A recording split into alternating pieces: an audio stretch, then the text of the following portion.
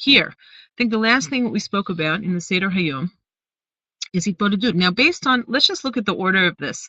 Like here was Shachrit, right? Number 10 on the list was morning prayers. Now, after that was the study of Shulchan Aruch, Hitbodedut, learning something. We haven't done these yet, but we're gonna get there. Learning something of Rabbi Nachman's works. Then we go to the next page. Tehillim, Likutei Tefillot, meaning that you should have a daily practice in both. Shirim Kvuim, that means whatever is your normal seder of learning. Like, I don't know, if a man also has a commitment, he wants to learn Shas, if he's learning other halachic works, if he's learning whatever it is that he's learning, or you're learning, or anyone's learning. So those are called Shirim Kvuim, whatever is your normal set order of learning. And okay, so we've already gone through 7 different elements since Shacharit. And then number 17 comes, and it's breakfast.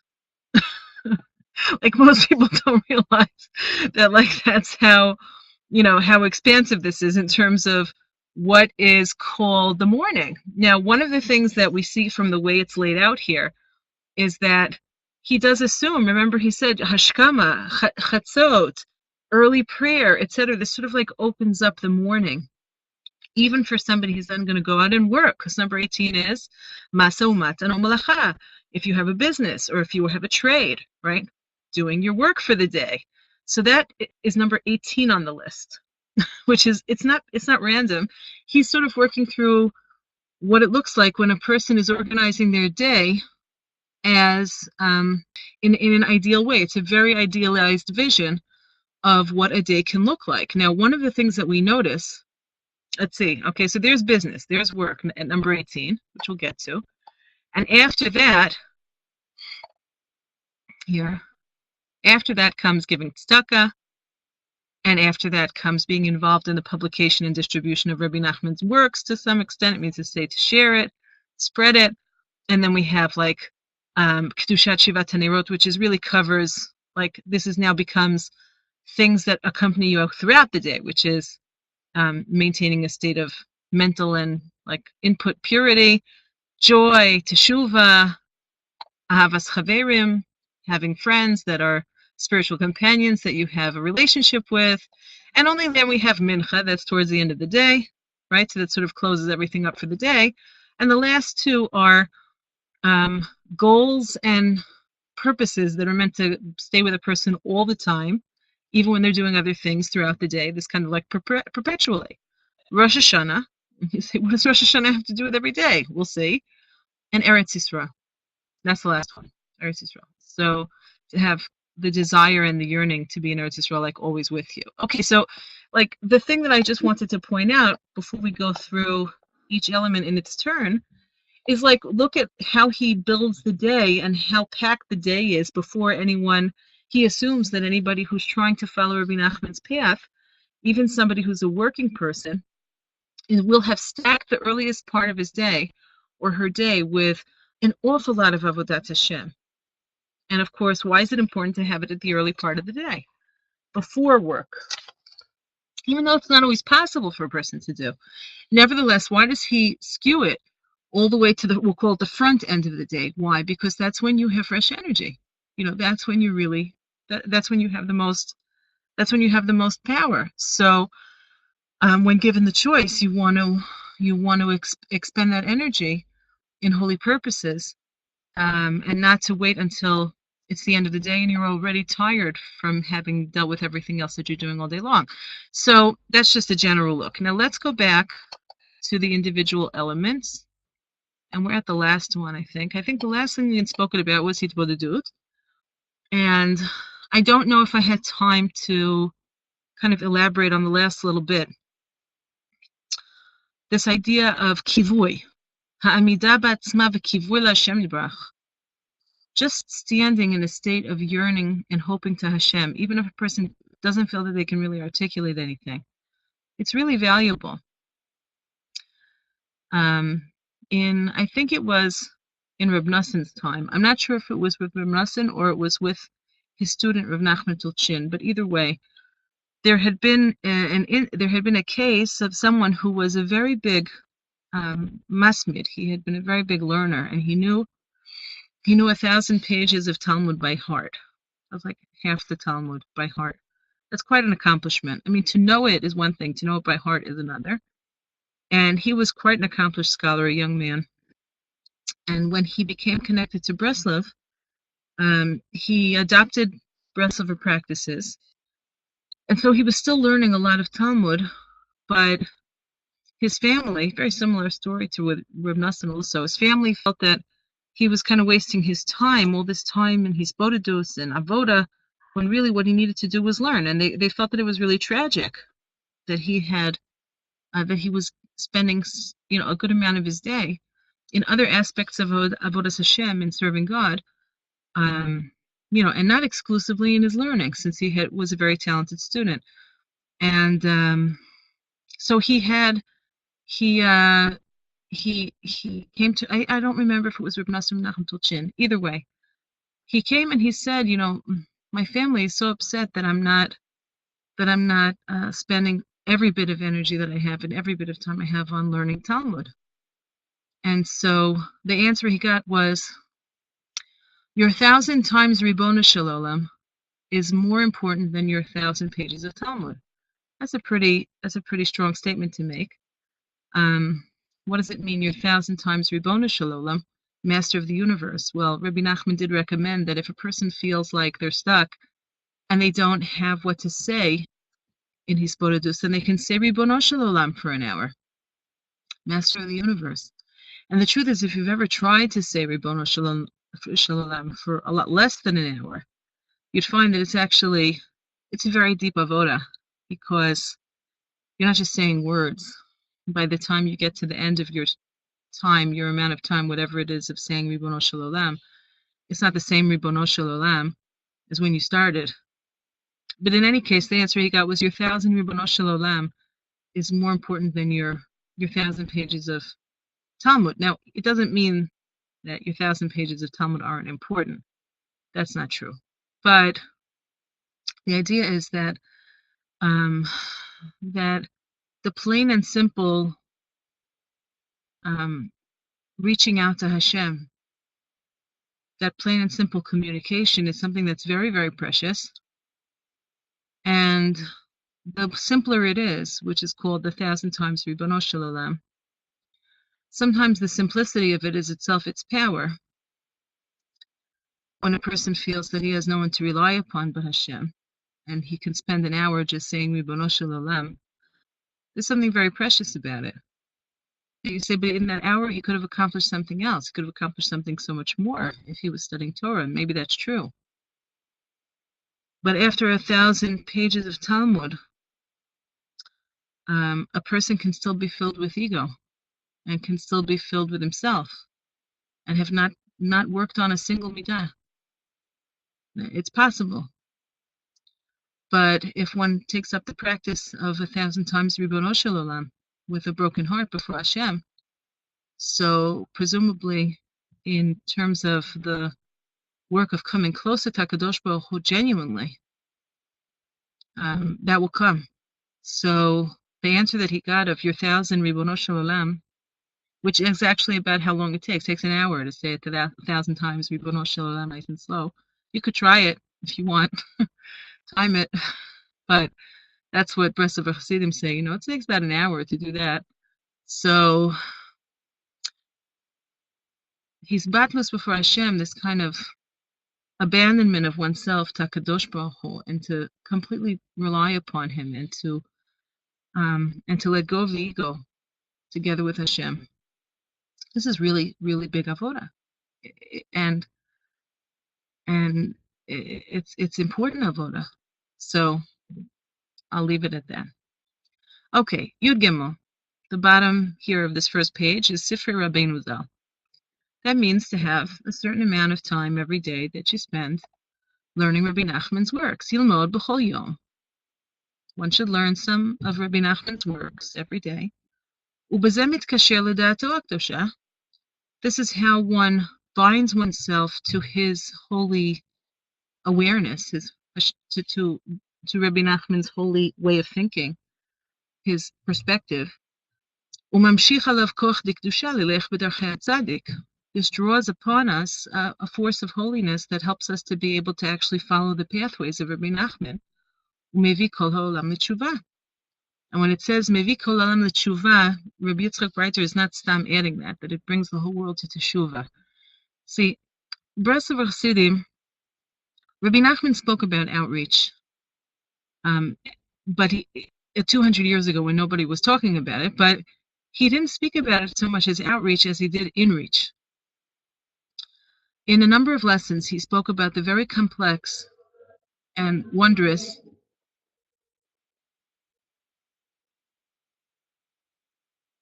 I don't know what that is. Okay. The very complex and wondrous spiritual dynamics. Someone's cutting something? Complex and wondrous spiritual dynamics of what happens when you change yourself. See, most of us, when we think about changing ourselves, we think about ourselves, And maximum, we might think that, well, I have people in my life that if I changed, it would make a big difference to them. Like, if I wasn't so tense and anxious, so my husband wouldn't have to bear the brunt of my anxiety. If I wasn't so perfectionistic and judgmental, my children wouldn't have to deal with my perfectionism and judgment of them. One second. I don't know what's going on here. But there's a serious noise happening.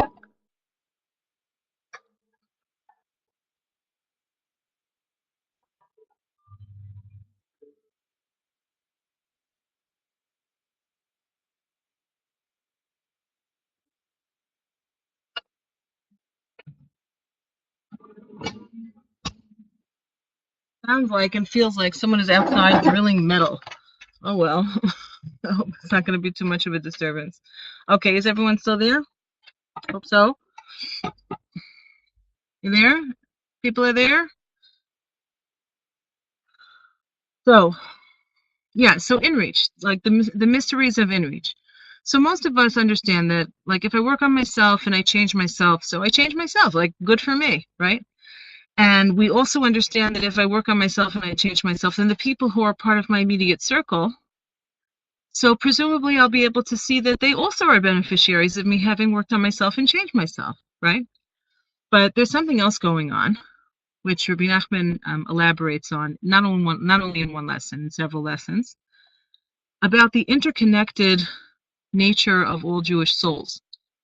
And a complex, interconnected, intertwined structure with a complex, intertwined, and interconnected structure, it's not really possible for one part to shift without somehow causing a shift, even in some distally connected by many, many chains of association part. Meaning, like, let's say if the structure has, I don't know, 20 million parts, but they're all totally interconnected, is it possible to move one of them without in some way reaching all of them? I mean, he gives us the example, actually, when I talk about interdependent parts, I mean that literally, that let's say if one moves up, right? Let's say you have one part and another part. The nature of the spiritual connection is that when one moves up, there's now a vacuum here. And the vacuum by its nature sucks up or draws up the part that was below it into the space. Now, obviously this one has another one below it. And so this one has moved up, and now the one below it is also moving. When we think about the complexity of relationships on the spiritual level between all elements of the Jewish people, all of the root souls of the Jewish people, and all of all of their manifestations. So we see them as a single organic whole with interlocking, interconnected parts, where it's actually not possible to move or change one of them without it being felt throughout the rest of the structure in some way or another. It's true heading down, and it's true heading up. It's true for not so good reasons, and it's true also for good reasons. So when Rabbi Yitzchok Breiter says, you learn Sifrei Rabbeinu, you get a different da'at, you learn Rabbi Nachman's work, you develop a new, holier way of a kind of holier consciousness, a more developed consciousness. And it's not possible for you, by changing, through the changes that happen, for it not to be affecting the entirety of the structure in some way or another. Now that I called always in-reach, not outreach. Outreach, you have somebody who goes to campus, right, in college, and he sets up a table. They are inviting students to come to a shiur, to come to a lecture, or come to a Shabbos meal or an event. And the students, like in the course of any given day in the student center, so how many Jewish students pass by? Well, I mean, obviously it depends on the campus, but let's say in a very Jewish school, which is where most outreach workers, professionals, are going to do their work, because that's where it pays to go. You have to be at schools where there are a lot of Jewish students. So let's say in the course of any given day at a large university, how many Jewish students might be passing by this table? I don't know, hundreds, could be thousands. I don't know. It depends on the school. Now, the person who works in outreach sits there, and they're doing the same job of outreach on everybody, so to speak. They ask and answer questions. They put out materials. They invite people to come and join, and so on. Some people are receptive. Some people are not receptive. And anybody who works in outreach knows it. And anyone who works in outreach also knows that it's very unpredictable who's going to be receptive and who's not going to be receptive. Now, we could say, well, the ones who, I don't know, whose parents took them to shul. So those kids are going to be more receptive. Not necessarily. We'll say the ones whose parents kept kosher in the home. They're going to be more receptive. Not necessarily. The ones who had some family member, a distant family member, who was to some extent observant, they're going to be more receptive. Not necessarily. Any factor you could adjust for is very hard to have predictive value when it comes to who's responsive to outreach. And that's a fact. Because if it was possible to determine what makes a person more responsive to outreach, especially a young person, you can be sure that the metrics would have been already been worked out to make all of these people working in outreach all that much more effective. If you know that you're going to be more effective with kids who come from a certain background, who grew up a certain way, who are studying a certain subject, I don't know, come up with anything you want. So then that's where you focus your energies. But it turns out that it's not like that. So everybody who works in outreach winds up having to sort of, after enough time goes by, say, you know, it seems like something else is happening. Like some people have a zchut to do teshuvah, and some people don't. And we don't know why. Why are some people receptive and some people so turned off? We don't know why. We don't know why. So Rebbe Nachman told us 200 years ago, you know why? Because the person who's related to their soul root along the line changed.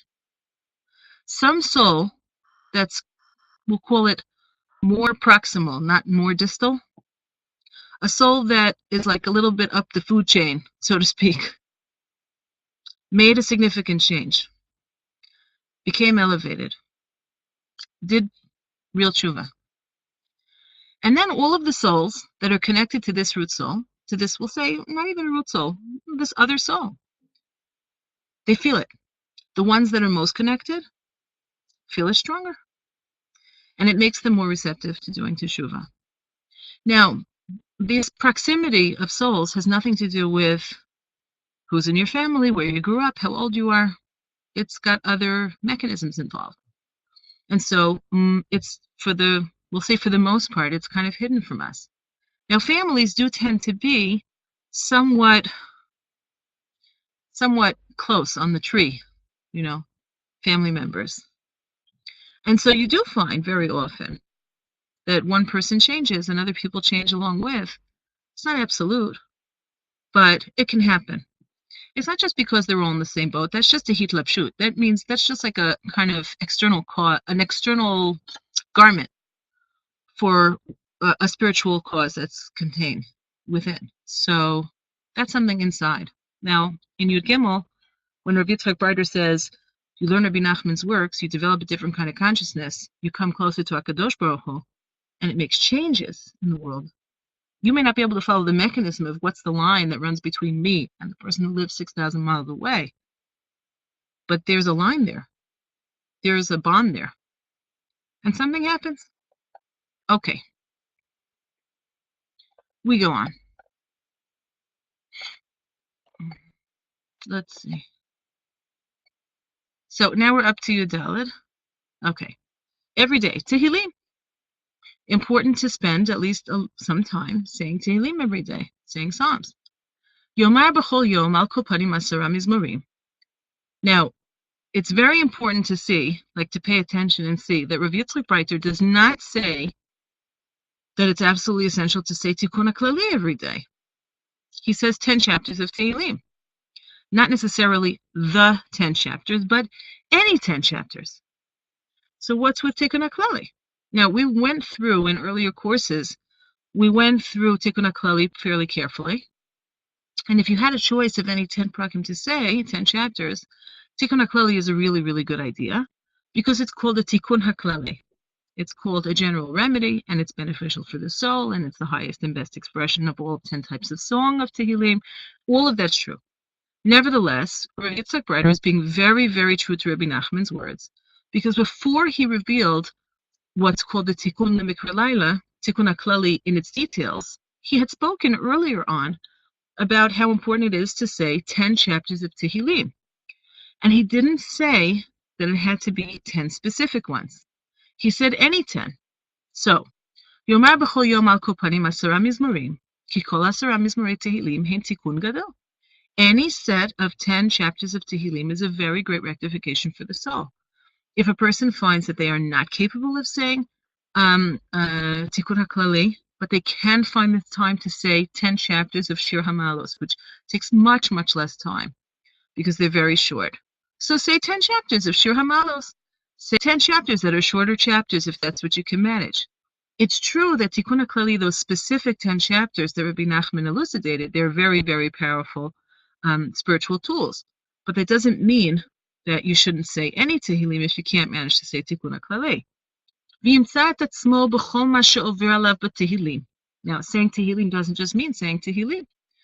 Saying Tehillim means finding yourself. He uses this term, which is a very modern term, but Rabbi Nachman used the term. He should find himself or discover himself in everything that's being said in the Tehillim. V'gam, kol ha'hoda'ot she'b'Tehillim yomar al atzmo. All of David HaMelech's words, or the psalmist's words of thanks and gratitude that are expressed in Tehillim, you have to say them about yourself. So it means whether you're in chapters that are the expressions of, I'm going through this, I'm going through that, help me. Or whether it's thank you Hashem for this and for that. Thanking Hashem for every good thing that He's done for me since the beginning of my existence. So I have the pathway of, and we definitely did speak about this in our little, we did a course on tefillah, that the essence of being able to use the Sidur, to use the Sefer Tehillim, is to be able to use it as a channel of expression, not for the psalmist's ideas, not for the Baal Tefillah's ideas, not for Anshe Knesset Hagdolan, what they had to say, but to realize that they provided a framework of words that actually has the power to cover any personal need that you have. Any personal state that you go through is expressed somewhere in there. And so every soul goes through all of this at some point or another. And so we should be able to identify and find ourselves. That's the idea of the identifying, right? I'm finding myself. In Hebrew, identifying, we say lihizdahot. Lihizdahot, zihui means, zihui is identity. Lihizdahot is a reflexive verb, and it means to identify oneself, right? That means to self-identify. So in Tehillim, I want to identify, which means to find myself inside of the Tehillim and allow it to speak for me. And that's a very great avodah. Now, we have enough time, I think. So I'm going to open up another document. Let's see.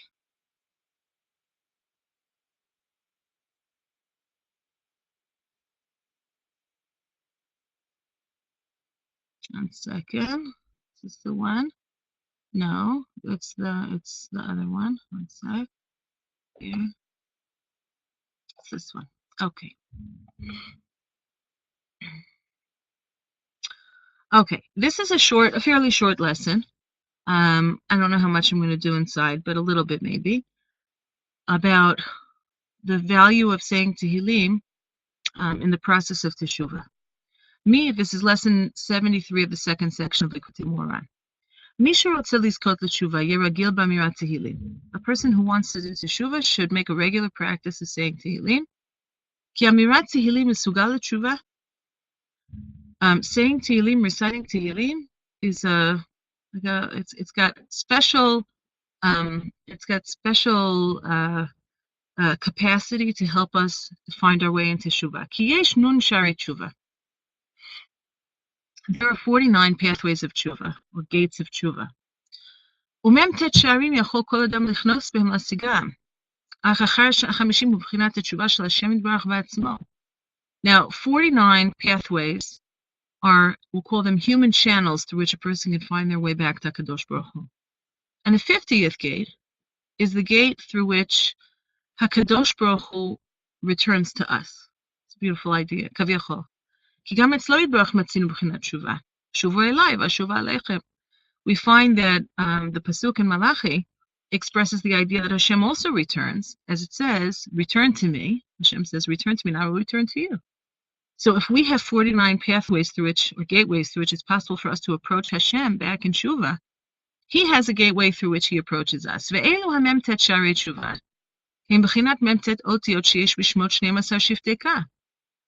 If you take all of the tribes of the Jewish people, right, Reuven, Levi, Shimon, Yehuda, and so on, and you add all those letters together of all of the names of all 12 tribes, what do you have? 49 letters?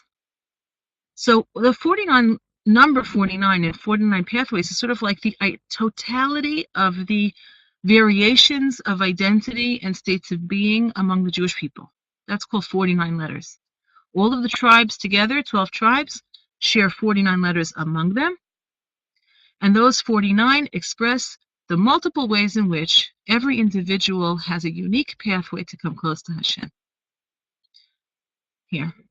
כי כל שער ושער יש לו אות ממ"ט אותיות השבטים, הנה הכל חפצים לראות שמך. And Rabbi Nachman says, okay, so there's 49 pathways, and that's great.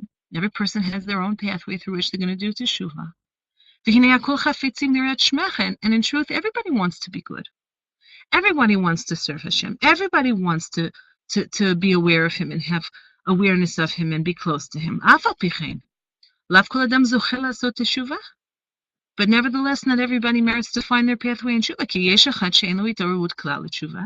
Sometimes we have people who don't feel any inspiration to do teshuvah at all. אפילו מי שיש לו התעוררות לתשובה, אינו זוכה להגיע לאות והשער של תשובה שייך לו. And then you have people who, even if they feel inspired to do teshuvah, they just don't manage to find their way.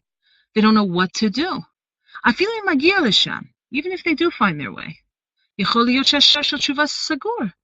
Maybe because of the things that they've done, they have obstacles, they have blockages, and they're not able to get into the pathway, even if they've discovered what it is. Like their heart is blocked. That can happen. A person does whatever they do, and they feel all verstupt. They want to do teshuvah, they found a pathway that's a good pathway for them to do teshuvah, but they're still blocked up. So you have three possible reasons why a person might not find their way. The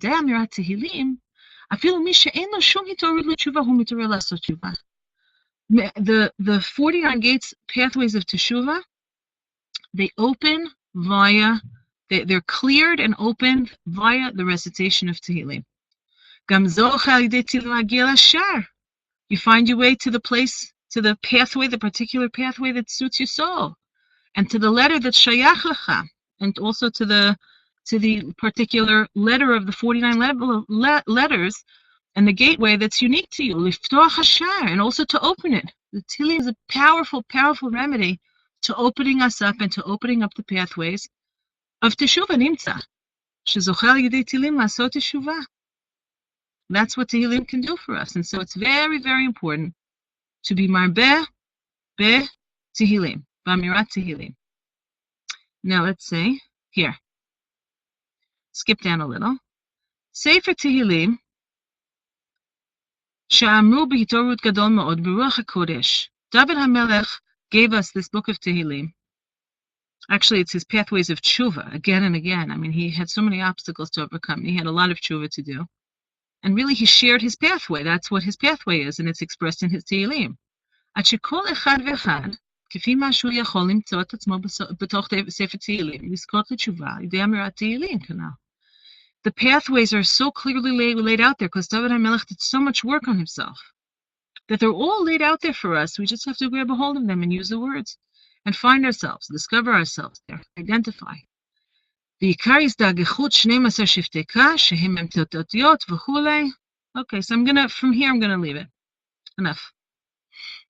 At the end of the short lesson, Rebbe Nachman says that there are certain times of the year where it's customary for the Jewish people to say a lot of Tehillim, like during the 10 days of Teshuvah, also from the beginning of Elul, during the Sfira. We have certain times that are especially auspicious for saying a lot of Tehillim. And fortunately, should be very grateful that we have such a great gift that was given to us, and to make the best use that we possibly can of it. Now, after Tehillim, Rabbi Yitzchok Breiter says, try and say a little Likutei Tefillot every day. Likutei Tefillot are, what am I supposed to say, are a big deal. Today I was teaching a piece from Likutei Moharan. And we only did a little selection from it because it was in a class that's for teachers, prospective teachers, mashbiot, women who have, who work with people and who try to help them. And the lesson is like a challenging lesson, challenging ideas in it. And I said, when we're learning Likutei Moharan, like the first place you go to be able to get an understanding of what the lesson is really about is to go to Likutei Tefillot. Hold on one second. Boys, I'm teaching a class now. Please stop making noise.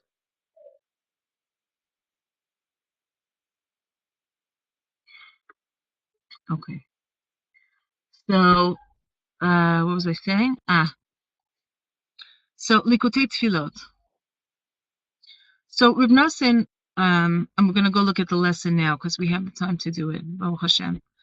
Reb Nosson was plain and simple following a very specific piece of advice and instruction from Rebbe Nachman when he started to compose his Likutei Tefillot. Now the truth is, among Rebbe Nachman's original group of students, his close group of students, Reb Nosson wasn't the only one who tried to carry out Rebbe Nachman's advice. We're going to go look back at the lesson. It's a very short little lesson. It's not too long, or at least whatever, we'll do parts of it, what's most relevant to us. And we'll see, it wasn't only Reb Nosson who heard these words. There were other students there. And they also tried to do what Reb Nosson wound up doing. So the first, if I remember correctly, it was Rav Ephraimel, I believe, one of Rebbe Nachman's students, his first generation of students. And after having heard the lesson that we're about to look into, so Rav Ephraimel, after sometime later, had asked Reb Nosson, how are you making out with making tefillot? How are you making out in the project of writing your own prayers based on Rabbi Nachman's teaching? So Reb Nosson said, I'm working on it. I'm trying to follow the Eitzah. I'm trying to do what he said. So Rav Ephraimel said, well, how far did you get? So Reb Nosson told him, he said, I got stuck on lesson 3, on the third lesson on Akrukta. I believe that was it. That was the one. I got stuck on Akrukta.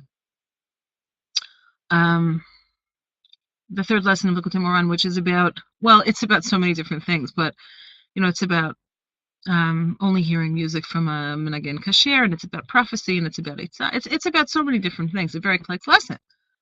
So Rav Ephraimel didn't really know what to make of it because he didn't know how to work it. Because the prayer is about working the lesson, meaning learning something, and then transforming it into practical avodat Hashem. And so it's not always easy to figure that one out. One could say that it's actually like one of the hardest things to do is to learn these very, very lofty conceptual constructions, which are the lessons in the Likutei Moharan, especially the more complicated ones, and come out with a pathway of practical avoda. It's not so easy. So Rabbi Freimel said, yeah, I got stuck on a krukta. Did you, on that third lesson, did you make anything of a krukta? So Rebbe said, yes, I wrote a prayer. So can I see it? Yes, he gave it over to him. Rabbi Freimel saw it. He said, I'm not continuing to try to write prayers. We're going to use your prayers. Rebbe Nachman's prayers, I always feel, are like the very first commentary that one can learn on the Likutei Moharan and Rabbi Nachman's, especially the more complex teachings. It's like the first commentary is not commentary, but actually the tefillah, the prayer itself, so that we can understand what Rebbe Nachman actually made of each of these concepts in their turn, because he follows the line of the lesson as it unfolds. What did he make of that in terms of the reality of serving God? Yomar b'chol yom v'yom. One should say at least a little bit of Likutei Tefillot. And for those of you who've ever opened Likutei Tefillot, they've been translated. BRI has translations. What's it called? The 50th Gate. So there's however many volumes of the 50th Gate. I don't know. But some people have a hard time with them because each of the Tefillot tend to be, the prayers themselves tend to be really, really long. And if you didn't learn the lesson that it's based on, it could be not, it's not so easy to follow. But who says that you have to say a whole prayer every day? Like you could say one paragraph. You could find one paragraph that speaks to you and say that paragraph every day. Like it doesn't have to be that you like literally working your way through prayer by prayer one day at a time. You could take it as you take it, but they are very, very valuable. Now, why are they so valuable? Yomar b'chol yom v'yom. You have Rebbe Nachman's prayers, which are wonderful prayers, so you can say those. But he also says, v'gam yaseh b'atzmo tefillot. You also should make for yourself tefillot. What does he mean? Hainu. She'itpalel, she's kelakayim divrei atzadik shelamad b'sfarav. If you're learning a piece from Rabbi Nachman's teachings every day, you should also be spending some time composing a prayer that expresses your yearning and desire to come to carry out the implication and the meaning of this teaching. There was a certain period of time, I haven't been doing it for a while, but for BRI online, I was doing something called Hold On. I don't know if anybody had seen them when they were being done. It's already a couple years back since I stopped doing them. But those little pieces were very sweet. I enjoyed doing them because what I would do is take a piece from Meshivas Nefesh, which is collections of Rabbi Nachman and Rebbe Nachman's teachings of chizuk, of really strong encouragement. And I would take a little teaching, and then I would compose a prayer. And the prayer was like a little poem. I didn't take it from the Likutei Tefillos.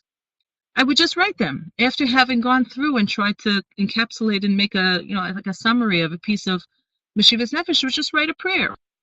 Now, it's a simple prayer, but you know how many emails I got from people who told me how much they love those tefillot? I can't describe to you how many people got in contact with me to say that they loved them and just so simple and so straightforward. But it's the marriage of the two of those together that's really the powerful thing. Like reading an idea, learning something new, and then al hamakom, right there on the spot, right away it goes to prayer. So that's really like, if anything could be said to be the essence of Breslover avoda, that's a big one. Likutei Tefillot expresses something essential in Breslov Chassidut that you don't find every place. And so that's one of the reasons why Rabbi Yitzchok Breiter says every day, a little bit, write your own. Like you don't have to use Rebbe Nachman if you don't want to. They happen to be great, but you don't have to say them. I mean, he says also write your own. It doesn't mean that you should not use Rebbe Nachman's because they really are very good. But also write a little tefillah based on something that you learned when you learn it. Like here, we learn together once a week. We have an hour once a week together. You pick one idea, one inyan that we spoke about. And then after we shut off, we're finished, take 2 minutes, take half a minute, and turn to Hashem and ask HaKadosh Baruch Hu to help you to fulfill something that we learn. שיזכה לקיים דברי הצדק שלמד בספריו, ובזה מעלה שעשועים גדולים לפניו יתברך.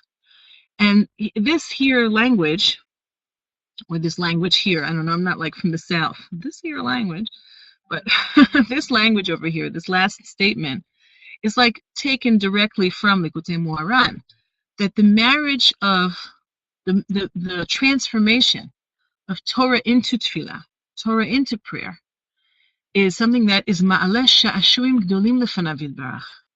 It helps uplift and raise on high wonderful pleasure and delight. HaKadosh Baruch Hu loves this, making this marriage between Torah and Tefillah. Now let's think about why. Well, you know what? We have time. So let's go over to the text and see what we can see here. I'm going to go, it's not here. It's like sort of further down.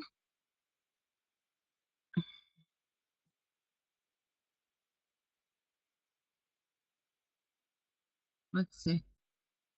Where is it?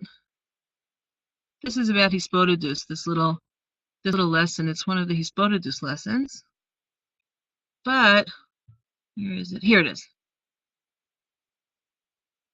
Here. It's just the last couple lines. He says, Gam Tov, from here. It's 4 lines from the bottom. Gam Tov la'asot me'atorah tefillah. It's really good. It's also good to transform Torah into prayer. Tahainu. What does that mean?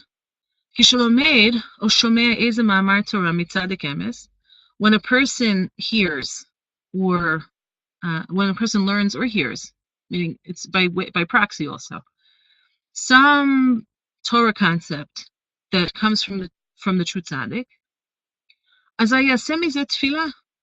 he should make from it, one should transform that into a prayer. Tahainu. And in its most simple form, what is it? To ask HaKadosh Baruch Hu for help, and to beg him for help to come to fulfill everything that's written in that ma'amar. That's one of the reasons why it's from this line, Kol ma shene'emar sham boto ha'ma'amar. Like Rebbe Nachman, when he starts to write his prayers, he was so specific about every word here, because that's what he does. He runs through every topic in order, so that you have really a very close match between the layout of the Torah in Likutei Moharan and the layout of the Tefillah. That's why whenever we're learning a new lesson in Likutei Moharan on Monday nights, I teach a class of Iyun that's a little bit more in depth, so it can take months and months to finish a single lesson. I always tell the students, open Likutei Tefillot and start saying it. You're going to come at some point to a place where you say, we're not up to this yet. Like he started to talk about subjects that we don't know about yet. And at that point, you can close it. You don't have to push through if it doesn't make sense to you because you didn't learn the lesson yet. Just go as far as you can go based on what we've covered. But he's going to run parallel, pretty much, through the tefillah. A person should beg, when am I going to come to fulfill everything that I've learned? The kama hu rachok mizeh, and to acknowledge how far I still am from it. Vivakesh mito yizbarach, and to ask Hashem, shizakir lavo l'chol hane'emar sham. Okay. I've been given a 10-minute warning. Shmuel Isaac has had enough. Okay. Shizakir lavo l'chol hane'emar sham boso ha'ma'amar v'maskil v'achafetz benes yolichu Hashem b'derech emes. And so a person should ask and beg that Hashem should make us worthy of coming to fulfill everything that's written in that Torah or in that lesson. And the person who really, really wants the truth, he'll find that Kadosh Baruch Hu will help him to find his way. And this is also, Rebbe Nachman was paying very close attention. Rabbi Nachman said, Hashem knows when a person really is seeking the truth. And he's going to help the person to understand one thing from another. That means to say from the ma'amar, from the Torah teaching, what are the implications for serving God in a practical way? How to actually carry out whatever it is that is the implication or the further extension of the concept that's been discussed in the lesson. And Hashem will help the person also to find the right kind of words and the right expressions to use to be able to so-called, to kind of win him over. Hashem helps us to have the right words to win him over.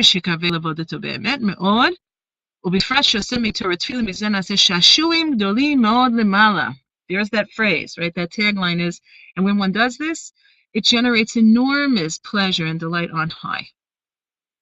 One thing to bear in mind, which Rabbi Nachman explains in another lesson, is that Tehillim are themselves exactly this.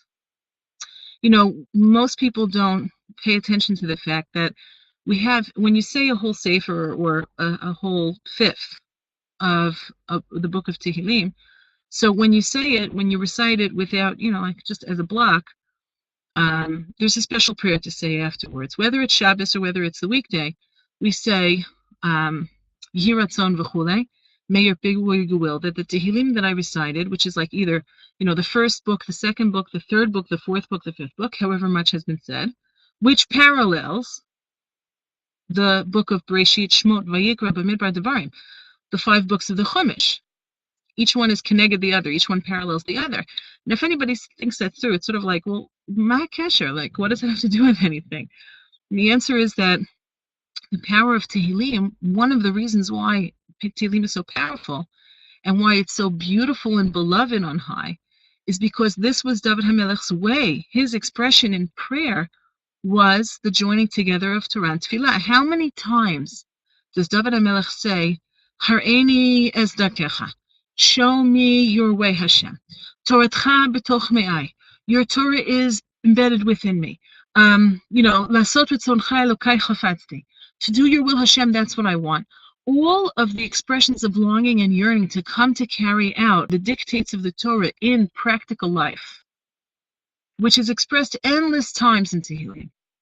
That's our highest and most beautiful example of Lasot Me'atorot Tefillot, transforming Torah into prayer, and that's the essence of why we say the first book of the Tehillim parallels Bereshit. The second book, it's not because of what's said there, it's because it is. That Torah and Tefillah are a marriage. Let's think about what it looks like when a person is great in Torah but not great in prayer, or great in prayer but not put together in Torah. When a person has great power of prayer and great emphasis on prayer but they don't have Torah, it's like they've got the mill working, but they've got no wheat to put in the mill. Torah is chokhmah. Torah is mind, is concepts, is awareness. And then you have to run it through the mill of prayer in order to make it something that's valuable and useful. If the millstones are grinding, but there's no wheat going down into them, so what is being accomplished? Like, you can cry and cry, like people cry and cry of all kinds of nonsense too. So even though all tefillot, even for simple things, are valuable, just turning to Hashem for anything is also important. It's an expression of emunah. Nevertheless, tefillah at its loftiest, most built-up, most mature state is to come to fulfill that which the Torah teaches us. That's really what that's what tefillah, prayer in its fullness, means. Now let's think about it the other way. What if a person has Torah but they don't have tefillah?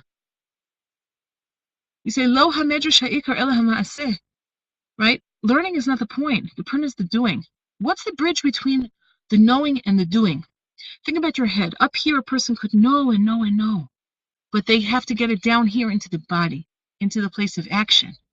What's the bridge between here and here? This. You have to pray. Prayer is the bridge. Speech and prayer is the bridge between just knowing something and being something. So what will it help? And don't we always feel that way? It's like, I know this, you know this, everyone knows this. How come we're not living it? And the answer is because we didn't get daven over it enough. We have to daven over it. We have to pray over it. So this is something that Rebbe Nachman expresses as bringing great shashuim lemala. It's very delightful to HaKadosh Baruch Hu on high when we make this marriage, because each one without the other is very, very incomplete. One of them has all of the form of avoda without anything to really work on. The other has a lot up here, but no way to bridge it into the world of action. It's only when these two powers get together and they're working in harmony and feeding into each other all the time. They communicate with each other. So that's called the marriage of Torah and Tefillah.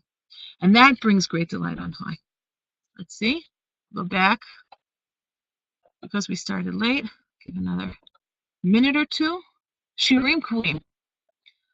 Yikva lo b'limud haTorah. A person should have a set order of things that they learn every day so that they make progress. Yilmod b'simcha, and learn with joy. Lo yapsik b'limud b'dvarim she'inam muchachim me'od. When you set aside time to learn, don't interrupt it unless it's very, very important.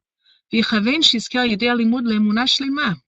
And again, a person should have in mind, Torah should be like an act of prayer, and prayer should be like a learning of Torah. That's another type of marriage of Torah and Tefillah.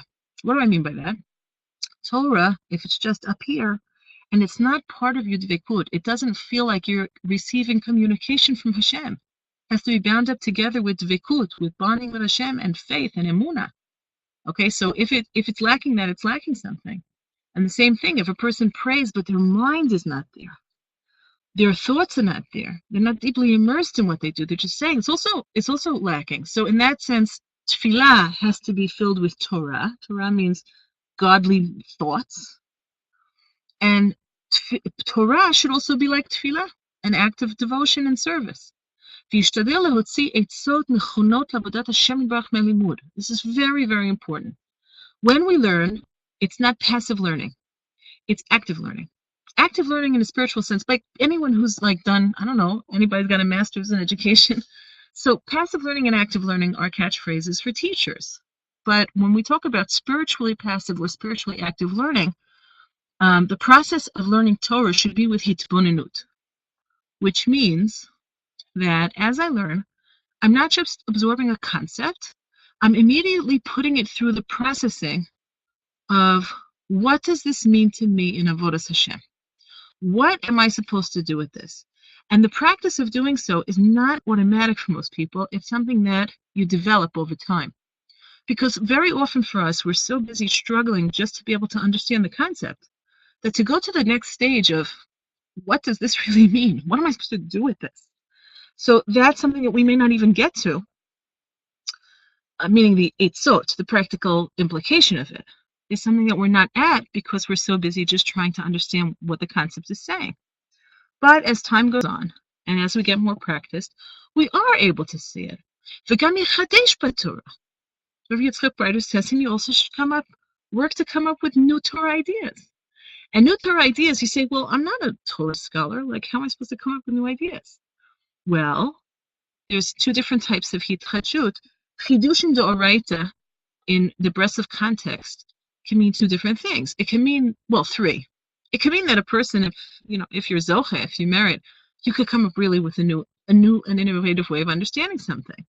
Is it likely that no one has ever thought of it before? Not likely, but maybe. And then it could be a chidush in the sense that even if objectively someone somewhere has already come up with this idea, for you it's genuinely an innovation. And maybe even for the people that you know. And in that sense, it's also a chidush. Even if someone else thought of it before, you didn't know that. And so it has the power of a chidush, of something new. And then there's the third type, which is what if we're not the kind of people who can come up with an innovative Torah idea or even a new application of Torah idea, but we feel new freshness in it. That's also called chidush, right? Is that I feel it's a chidush. Is that I feel new in it, and I feel renewed in it. And that's also important. Al pi hayesodot al dat Rabbeinu, if you come up with a chidush, like a new idea about something, so Rabbi Yitzchok Breiter means it should be like a genuine chidush, not like a false chidush, which we would call like a pilpula shel shtus. It means like sometimes people come up with ideas, and anybody who's more learned is who kind of listens and says, "Oh, that's nice," but it's like it comes to a place of not having enough foundation. Rabbi Yitzchok Breiter says the power of a chidush is actually that it's sitting on really firm foundation. So it means like really investigating properly to make sure that the chidush is based in truth.